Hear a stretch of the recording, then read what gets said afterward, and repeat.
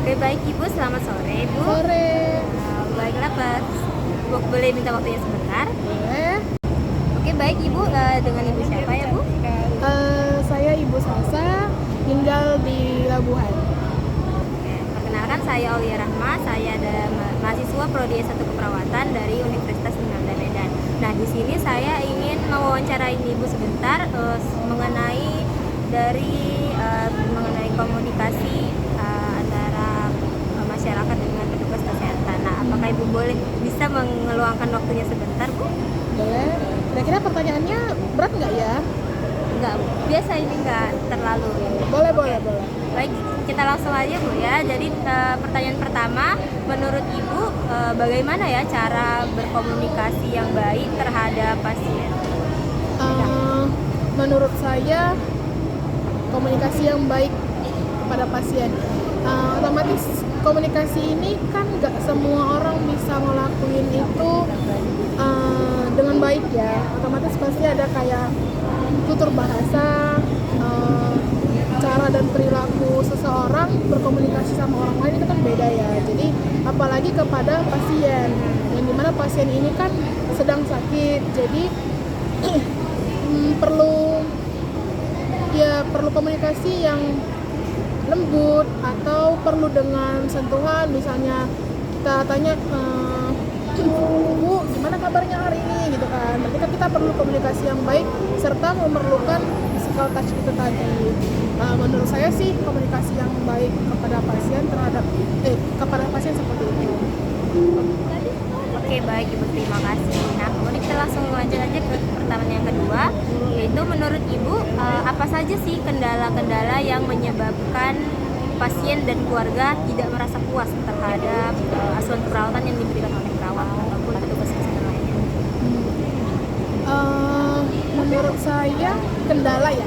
Kalau misalnya kendala dari segi keperawatannya, saya rasa di peralatan mungkin lebih spesifiknya ke alat atau ke fasilitas dari rumah sakit atau yang dimiliki sama tempat berobat tersebut. Jadi seringkali misalnya keluarga membutuhkan yang seperti dia sakitnya sementara rumah sakit tidak menyediakan fasilitas. Jadi mungkin padahal si keluarganya ini udah serak atau senang sama rumah sakit tersebut kan, tiba-tiba di saat dibutuhkan penyakitnya ini tidak ada fasilitas.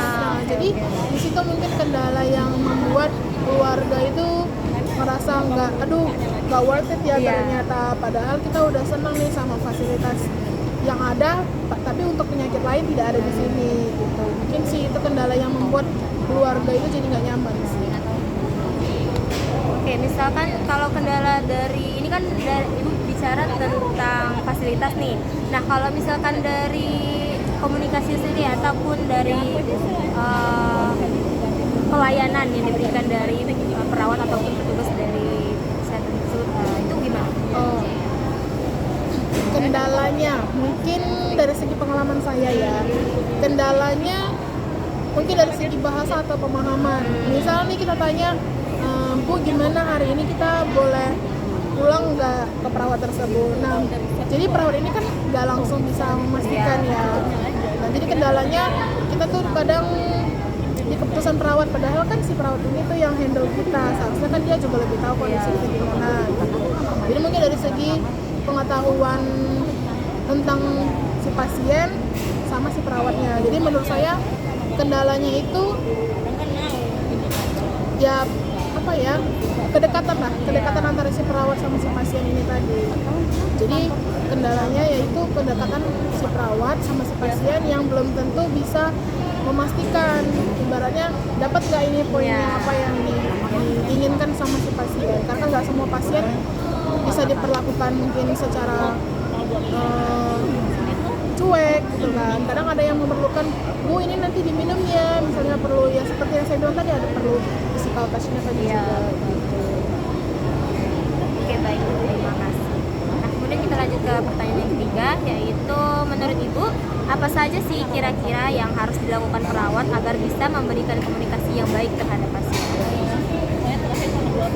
Yang pertama pasti memberikan tata bahasa yang jelas atau karena gini kadang kita berbicara nggak semua orang paham maksud kita, apalagi dari segi kita bertanya, apalagi typing ya. Nah jadi seringkali misalnya kita baca chat atau itu baca cerita gitulah ya, kita kadang sering salah pemahaman. Nah apalagi kita berkomunikasi secara langsung, belum tentu si pasiennya ini, si perawatnya nganggap kita nih udah benar bahasanya, padahal si pasiennya sendiri belum tentu ngerti. Jadi si perawatnya mungkin harus bisa menyederhanakan bahasa. Jadi bahasa yang sehari-hari digunakan itulah harusnya gitu, karena kadang ada yang bahasanya terlalu baku. Ada yang kadang mungkin dia dari luar tempat tersebut, misalnya kita nih di Medan ya, atau misalnya nih kita lagi di Jakarta, orang Jakarta nih yang lagi menangani pasien tersebut. Nah kita beda bahasa itu udah kayak yang bikin salah paham. Jadi usahakan ya kita menyesuaikan sama bahasa yang ada di sekitar kita. Jadi perlu menyederhanakan bahasa agar, karena pasien ini kan nggak semuanya punya ilmu tinggi ya, kelasnya kan pasti berbeda. Itu sih menurut saya. Oke baik, berarti poinnya berarti harus disampaikan dengan jelas ya. Kemudian bahasanya harus juga yang mudah dipahami, terus jangan pakai yang bahasa-bahasa yang nggak jelas ya, gitu ya, karena kan nggak semua orang ngerti gitu. Oke lanjut ke pertanyaan selanjutnya. Menurut Ibu, bagaimana sih cara agar asuhan keperawatan ini bisa berhasil? Selain komunikasi, saya rasa apa ya, kalau bisa dibilang physical touch tadi sih. Jadi berhasilnya seorang perawat itu mengambil hati pasien dari segi perhatian. Nah perhatian itu kan ada bisa berbagai bentuk macam ya, ada yang dari segi Bu udah makan gitu ya, atau Bu ini obatnya diminum ya. Nah kalau kita cuma sekedar nyapa seperti itu mungkin pasien udah biasa ya. Jadi bisa kategori berhasil menurut saya sih kayak ya kita selesai ngasih obat, gimana Bu kabarnya, atau dibenerin, atau misalnya pasien tersebut lagi sendiri ditanya Bu ada butuhnya apa gitu ya. Itu kan di luar dari jam kita ngasih obat misalnya gitu kan. Itu tadi ditanya Bu ada perlu apa, nanti kabarin ya gitu. Jadi dengan itu kan oh ini ternyata di luar dari ininya mereka loh gitu. Contoh seperti itu sih. Jadi konteks berhasil yang menurut saya sih memberikan perhatian yang lebih gitu. Karena kan memang tugas perawat ini kan mengayomi ya, apalagi untuk pasien yang lansia itu tuh nggak semua lansia yang di rumah sakit itu ada penunggu yang jagain dan nah, jadi tugas si perawat inilah yang harusnya bisa ngasih perhatian lebih. Oke baik, berarti lebih ke kedekatannya ya, antara si pasien sama si perawatnya itu tadi. Oke baik. Selanjutnya, menurut Ibu, apakah bahasa daerah dapat meningkatkan pemahaman pasien dan keluarga terhadap asuhan keperawatan yang diberikan? Bisa dijelaskan? Kalau bahasa daerah, gimana guys? Kalau menurut aku sih nggak ngaruh ya. Nggak ngaruh sih, maksudnya ya kita di Medan nggak mungkin semua bisa bahasa Batak gitu ya. Nggak mungkin bisa semuanya bahasa Melayu. Jadi ya seperti yang saya bilang tadi itu menyederhanakan bahasa. Kan nggak semua kita coba nih, misal si Mbak A ngomong bahasa Batak, tiba-tiba kita ajak ngomong bahasa Batak, ya dia kan belum tentu ngerti gitu ya. Orang bisa ngomong tapi nggak bisa memahami kan, bisa aja gitu, seperti itu. Jadi ya lebih baiknya kita menyederhanakan bahasa ya pakai bahasa Indonesia biasa aja gitu kan. Yang mudah dipahami. Lebih mudah dimengerti sih menurut saya. Kalau misalnya bahasa daerah seperti yang saya alamin juga, misalnya kita nih orang suku Melayu, kita ngomong bahasa Melayu, nah yang di sebelah ini suku lain, pasti otomatis dia ngerasa kayak diceritain kan, ya namanya orang juga sakit pasti kan sensitif nih. Jadi lebih baiknya kita memang harus terbuka dan memberikan informasi yang menyederhanakan bahasa tadi, jadi mudah dimengerti sama pasiennya juga gitu. Terkecuali ya kalau menurut saya itu orang luar, nah konteksnya kan udah beda ya, kita harus pakai bahasa mereka sendiri gitu. Tapi kalau untuk bahasa daerah, saya kurang setuju sih kalau dibilang untuk bisa menjadi kedekatan antara si petugas kesehatan sama si pasiennya. Lebih baik itu bahasa Indonesia tapi yang sederhana yang dipakai sehari-hari. Jadi kalau posisinya di Medan, jadi kita ngomongnya bahasa Medan gimana biasanya gitu. Kalau kita di Jakarta, belum tentu bahasa Medan itu dimengerti sama orang Jakarta. Jadi menyesuaikan sama tempat aja sih. Kalau bahasa daerah dibilang saya kurang setuju.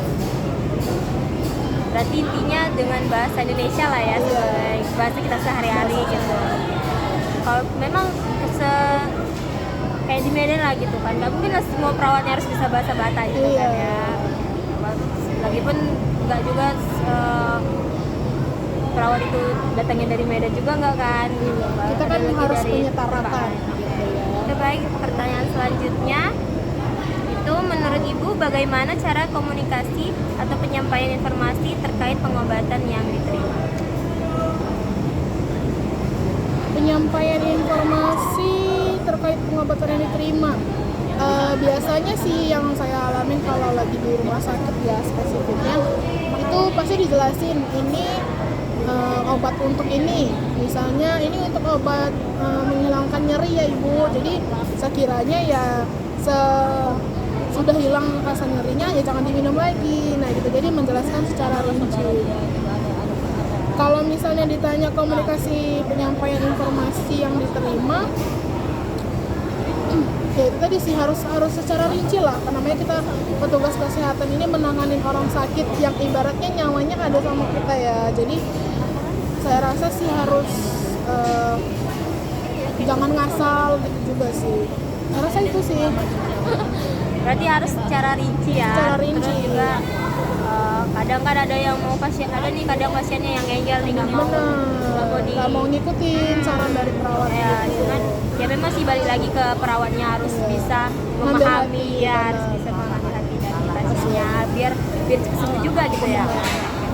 Baik, pertanyaan selanjutnya, menurut Ibu apakah petugas kesehatan mau mendengarkan dan menjelaskan pengobatan dan asuhan keperawatan kepada pasien? Ini kalau misalnya kebanyakan di Medan ini ya yang saya lihat petugas kesehatan kita tuh bisa dibilang cuek gitu ya. Jadi ini bagian dari pembelajaran juga. Cuman belakangan saya ada dirawat di rumah sakit.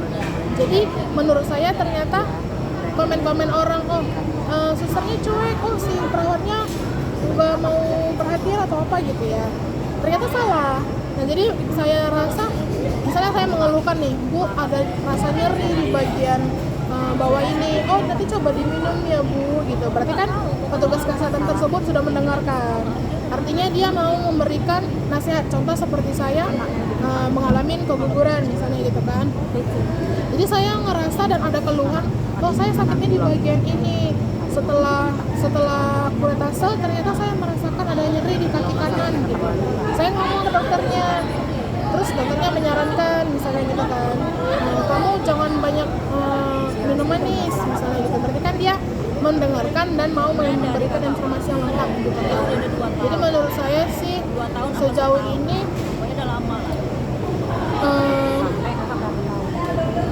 harusnya seperti itu ya, harusnya seperti itu sih yang harus dilakukan kepada pasien. Ke pertanyaan selanjutnya, menurut Ibu komunikasi seperti apa yang diharapkan dari petugas kesehatan ketika sedang berobat ataupun menerima pengobatan dari rumah sakit? Yang pertama saya rasa fasilitas. Kita selalu bicara fasilitas, kenapa? Karena di sini kita bicara tentang penyakit. Jadi kalau misalnya kita punya penyakit jantung, misalnya udah parah nih. Jadi kalau misalnya rumah sakit tersebut bisa menanganinya, mau pasang ring misalnya. Nah, kondisinya kita kondisi rumah sakit tersebut nggak mendukung, tapi kita paksa untuk harus ada. Nah, itu kan sama aja mencelakain kita ya, sesama masyarakat ibaratnya gitu ya. Jadi yang diharapkan itu pasti fasilitas kalau di rumah sakit. Tapi kalau dari segi keperawatan, seperti yang saya bilang tadi, itu memberikan perhatian lebih, selalu bertanya kondisi si pasien. Itu pasti yang paling dibutuhin sama pasien. Jadi gimana ibu ada kurangnya enggak gitu.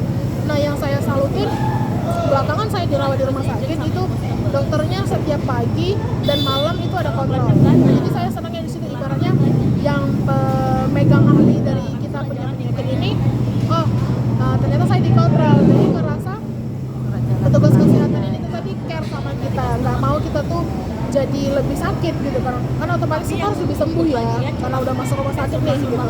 Jadi kalau misalnya dibilang gimana yang diharapkan, otomatis mengharapkan perhatian yang lebih, mengharapkan fasilitas yang lebih itu kalau di rumah sakit dari segi fasilitas, kalau dari segi perawatnya perhatian yang lebih, terus cara penyampaian komunikasi tadi yang benar itu gimana, menyesuaikan bahasa, menyederhanakan bahasa yang tidak menyinggung pasien lah gitu ya. Karena memang kebanyakan yang saya dengar itu kalau petugas kesehatan ini banyak bilang cerewet amat susternya gitu ya, atau susternya nggak peduli, atau obatnya telat kasih gitu. Dari segi hal-hal kecil seperti itu kan udah menjadi penilaian ya. Jadi sebagai keperawatan petugas kesehatan tadi, khususnya perawat yang memiliki rasa empati lah, gimana kalau posisi ini orang tua kita atau saudara kita, jadi menyederhanakan bahasa dan menurunkan nada bahasa kepada orang pasien tersebut gitu sih misalnya. Jadi perhatian lebih itu sangat dibutuhkan lah sama pasien. Itu sebenarnya hal kecil, menurut kita hal kecil ya.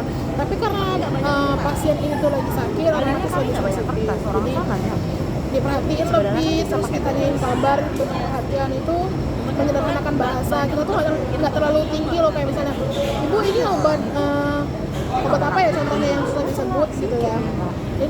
Obat ini harus diminum ya. Nah ibu itu kan nggak tahu cara nyebut obatnya. Jadi ditunjukin misalnya, ibu ini obat yang warna merah diminum ya di malam hari. Nah, jadi itu kan menyederhanakan cara. Jadi petugas ya si pasiennya mengharapkan ya itu gitu, penjelasan yang clear secara rinci. Jangan bilang bu obat yang apa ya, misalnya obat yang susah gitu disebutin, kita sebutin ke pasien.